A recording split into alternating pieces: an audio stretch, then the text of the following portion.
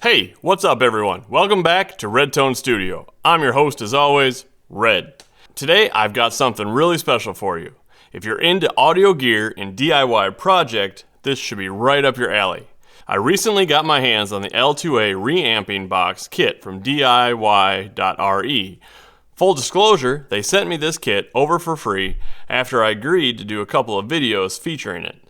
They have no input on what I am saying today and won't even see it until it's posted here on YouTube. Today, we're going to be building it together and testing it out at the end. Now, I've never built a reamping box before. I've built guitars, amps, pedals, and most recently, mic preamps, you can probably see over here. So judging by the size, this should be a walk in the park. I'm excited to see how this one turns out. So stick around to the end for a full review. Alright, let's take a look at what's inside the box when I open it up. First impressions, there isn't a lot of parts here. We have a PCB that feels nice and thick, and it is well labeled. We have a very small transformer. Very small. We have a few small parts like resistors and capacitors. Then we have our jacks for the ins and outs, some switches, some knobs. Now there's no instructions in the box, but DIY.RE have all the instructions with detailed pictures on their website, and we'll be using that mostly as we go through it. Good instructions are key. So let's get to it. Before I start soldering, let's make sure we have all the tools I need. I've got my small pliers and wire cutters. I've got a screwdriver, solder, which I found in my last project. It is very important to have the right kind. Don't skimp out here. Once I got the correct solder, it made everything so much easier. So let's get going. The first step is to insert the components onto the board. I'm going to start with the small parts first, like the capacitors and the resistors, and then move on to the bigger parts. The board is well marked for where everything needs to go, so it should be pretty hard to screw it up. But leave it to me, we'll see how it goes. Soldering is a pretty easy process if you take your time and make sure each connection is nice and solid. As we go along, I'll occasionally check the instructions to make sure I'm placing everything in the right spots. Now that everything is sorted, let's insert each resistor into its respective position on the PCB. As you place one, bend its leads against the bottom of the PCB so that it stays in place during soldering. So first we're going to bend it over to make sure that they go in well. Red, green, black is the 15K. Doesn't matter which direction they go. Stick those in there like that. Like I mentioned before, we'll bend these pins over. Then we'll do the same for the other one. They make special tools for these for bending the leads so they fit right in, but I've never seen the need for them. Pow, just like that. In we go. Fold them over.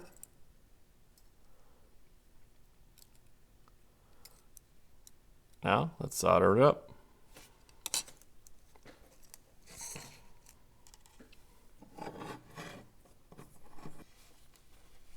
Now we'll solder the resistors to the PCB. Remember to heat the pad and the lead for 2 to 3 seconds, apply a little bit of solder, and continue to heat for another 2 to 3 seconds.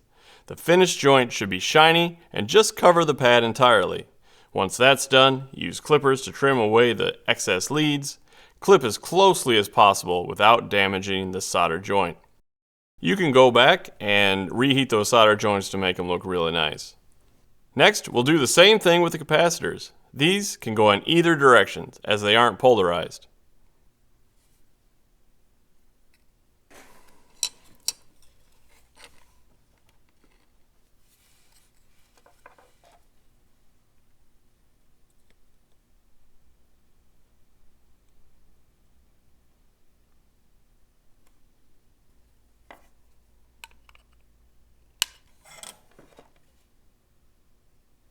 There we go, done with those small parts.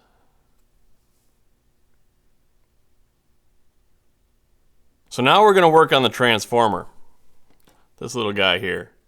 So we're going to place it in the spot marked X1 10K to 10K on the PCB.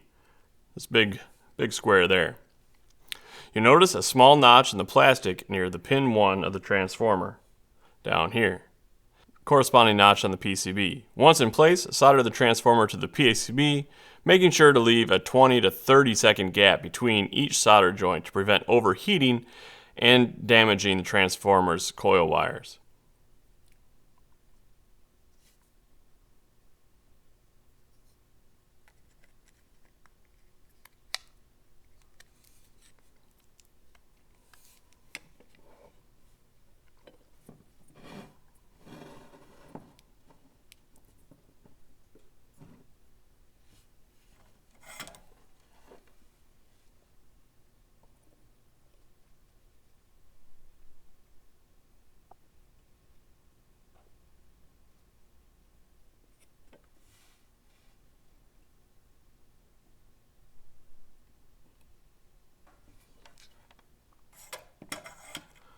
There we have it, easy enough. The pins aren't very long, but I'll cut them off anyways. Very nice. So moving on to the panel components, let's start with the potentiometer. So we're going to place that in the designated spot, bend the 2 outer leads, if possible, against the PCB, then solder and trim.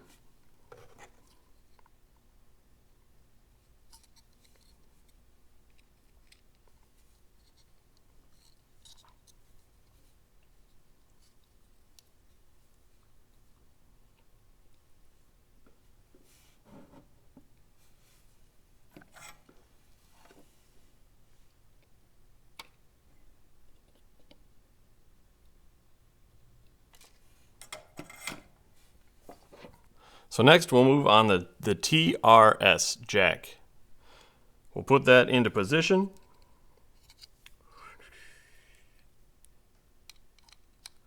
Really, you can't mess this up. We'll hold it in place by bending the leads as usual. Then once it's secure, we'll solder and trim.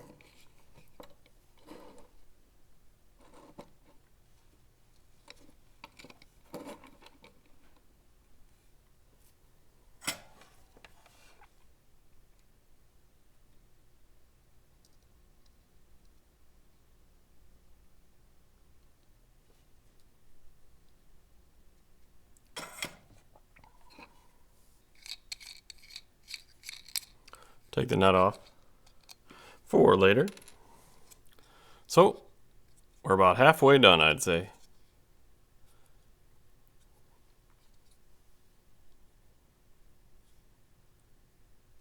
Now for the combo jack. XLR, TRS at the same time.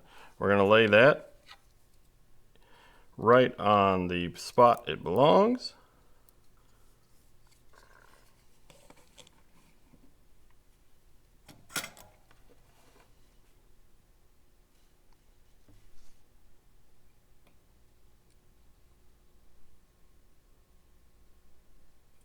There we go with the combo jack. That is in. So now we've got a couple of switches. Now these switches can kind of float in there. So we are going to put the plate on first. Put a couple screws in there so that we get that just right before we put those switches in, so we know where they're going to line up.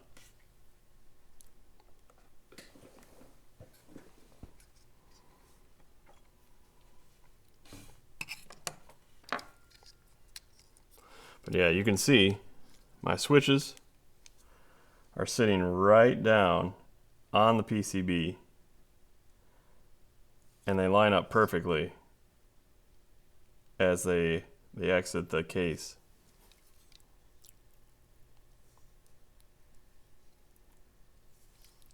So we'll solder those in.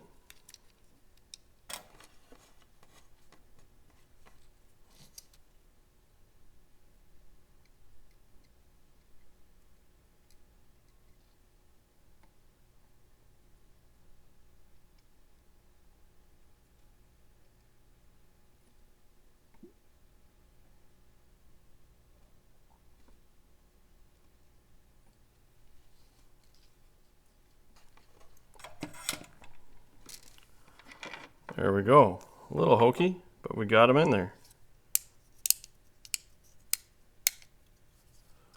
Very nice. So now, before we put the case together, let's check a few things. Make sure the resistors are in their correct positions. Check that every solder joint is shiny and clean. If one looks cloudy or misshapen, then we'll reheat it for about 8 seconds, adding a tiny bit more solder, and usually that'll fix it. But I am happy with how that went together. We'll also double check that all the excess leads are trimmed as close as possible. And then we can slide the assembled PCB into the lower channel of the case. The input panel should be facing the side of the case nearest the L in the L2A. So input should be on the L side. So we'll just slide that in.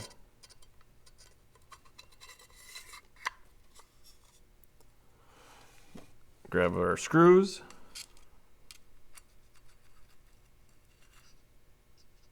I put them all in loosely to begin with, just so they all line up. I'll do the same for both sides.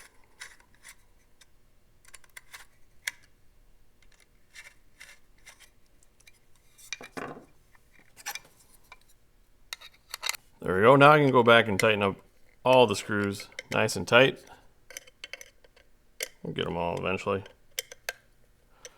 And then for the TRS jack here in the back, we can put our plastic washer and cover back on. And then for our level, we can put our little metal nut on. And then our dial, or our potentiometer cover. It does have a line in it, so we'll want to get that lined up correctly.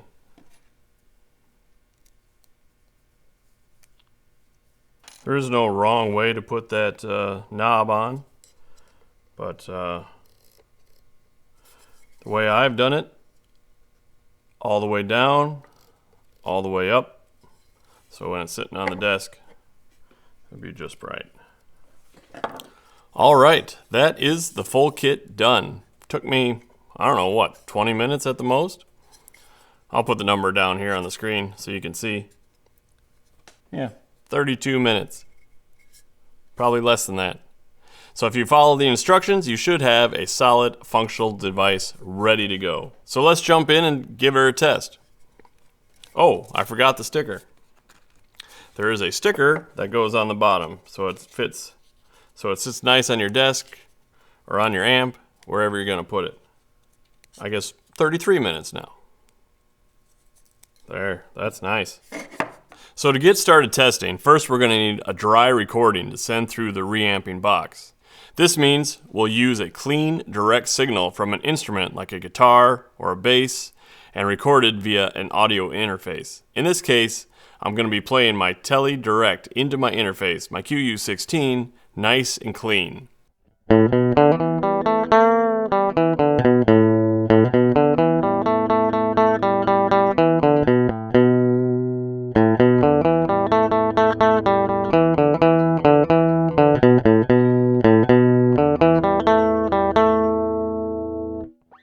Now, I am hardly a lead guitar player, but I play one on TV.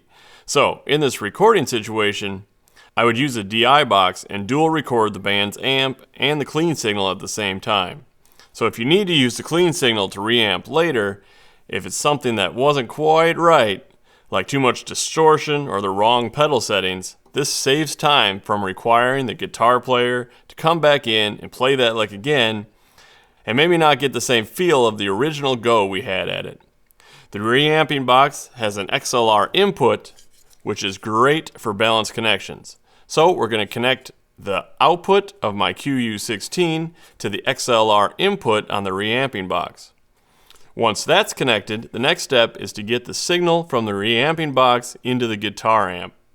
You'll need just a regular guitar cable to connect the output from the reamping box to your amp.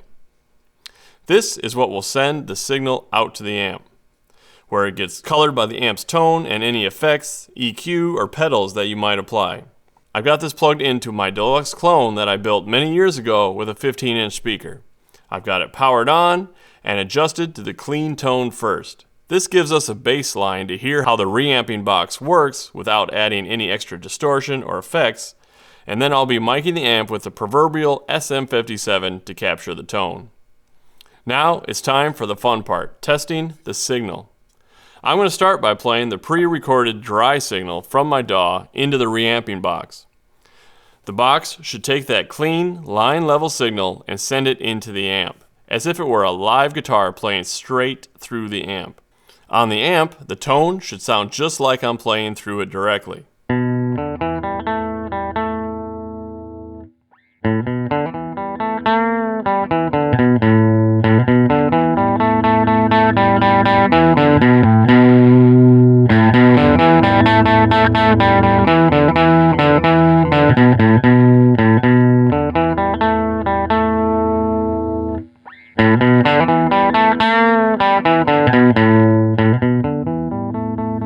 So this is where you can start tweaking not only the amp settings, but say the volume on the L2A. And so whether it's EQ, gain, or other adjustments, it'll shape the sound however you want. And here's where reamping really gets fun. After we've checked that clean signal, I'm going to turn that amp to 11 and get some distorted tones going. I'll adjust the amp's gain and tweak the EQ to get the sound I'm looking for. Now I'll dial that back just a little bit on the distortion and engage some pedals. A bit of tremolo or reverb might just do the trick. The reamping box is simply acting as a middleman, taking the clean recorded signal and sending it to the amp while keeping everything else noise-free and clear. It shouldn't color the tone at all, just a clean pass from the interface to the amp.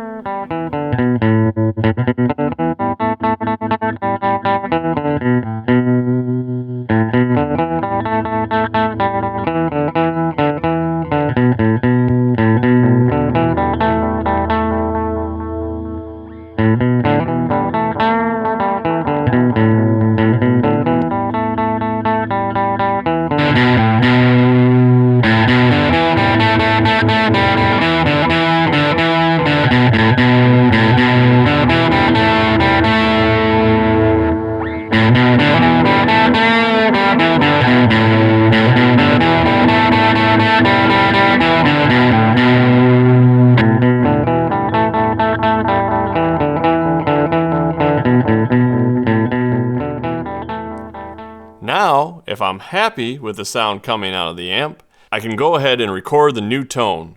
The beauty of reamping is that you can change the tone as you go, whether you're experimenting with, say, some different amp settings, mic placements, or adding new effects without having to re-record the guitar part each time.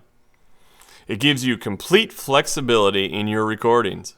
As I'm testing this box, I'm also listening for any noise, hum, or interference that might come from the reamping box or cables.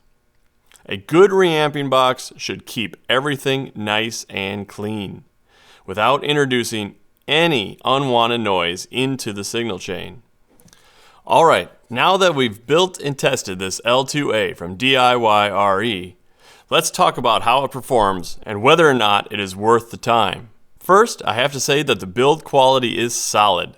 The kit itself was well put together. The components are high quality and the instructions were super clear. It's really hard to mess it up. I didn't run into any issues while assembling it, but if you're new to soldering, you might want to go slow and make sure every joint is solid. Now, in terms of sound, this thing has been doing its job beautifully. The signal is clean, it's quiet, and the reamping process is seamless. I've tried it now with a few different guitars and a couple of my amps, and the tones come through exactly how I'd expect. No hum or noise, which is a big win for me. Now, the biggest question, is it worth the time to build something like this? If you're someone who likes DIY and wants to learn a little bit more about audio gear, I definitely think this kit is a great starter project. It's fun to put together, and you end up with a useful piece of gear that can really streamline your recordings. Plus, it's a fraction of the price compared to a pre-made reamping box. So, there you have it, a DIY reamping box L2A from DIY.RE.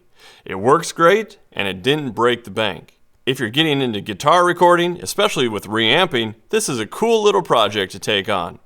I'll leave a link to the kit in the description below if you want to grab one for yourself. If you like this video, don't forget to hit that button and subscribe if you haven't already. More DIY audio projects, I'm sure, are coming soon. Also, coming up soon, I'll be making some IR files of the amps here in my studio. So I'll be walking you through that process and providing the files for you to use in your recordings. Thanks for watching, and I'll see you in the next one.